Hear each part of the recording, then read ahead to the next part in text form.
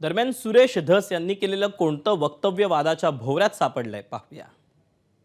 मी आपलं त्यांचं बघत असतात वा रश्मिका मंडाना, परत ते कोणती हिरोईन ते लय नाचते बा जास्त, हा लय कंबार हल्ली ती सपना चौधरी, हा असे इव्हेंट बघायचे यांचे, इव्हेंट मॅनेजमेंट पॉलिटिक्स ज्यांना कोणाला भविष्यात करायचं असेल तर त्यांनी परळीला यावं, तिथं शिक्षण घ्यावं आणि ते शिक्षण घेऊन संपूर्ण देशामध्ये त्याचा प्रसार करावा।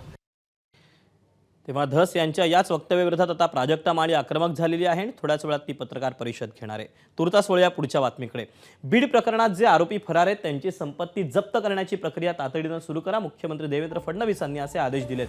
सीआयडीचे अतिरिक्त महासंचालक बुर्डे यांना आदेश दिलेले आहेत। बंदुकीसोबत ज्यांचे फोटो आहेत त्यांचे परवाने रद्द करा असं देखील फडणवीसांनी म्हटलंय। फेर आढावा घेण्याचे बीड पोलीस अधीक्षकांना त्यांनी तातडीचे आदेश दिले आहेत। अपडेट जाणून घ्या, सूरज सावंत आपल्या सोबत आहे। सूरज, अतिशय महत्त्वपूर्ण आदेश आता फडणवीसांनी दिलेले आहेत। कारवाईच्या दृष्टीने हे पाऊल किती महत्त्वाचं ठरणार आहे?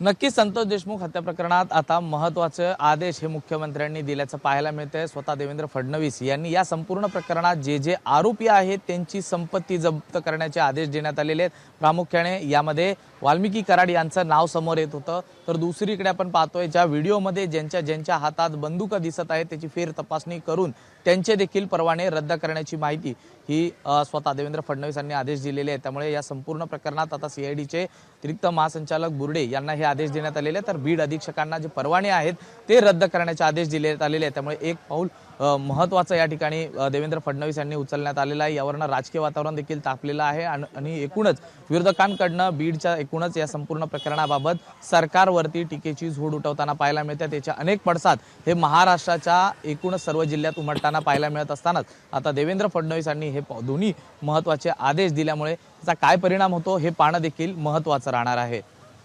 सूरज, धन्यवाद दिलेल्या सविस्तर माहितीबद्दल।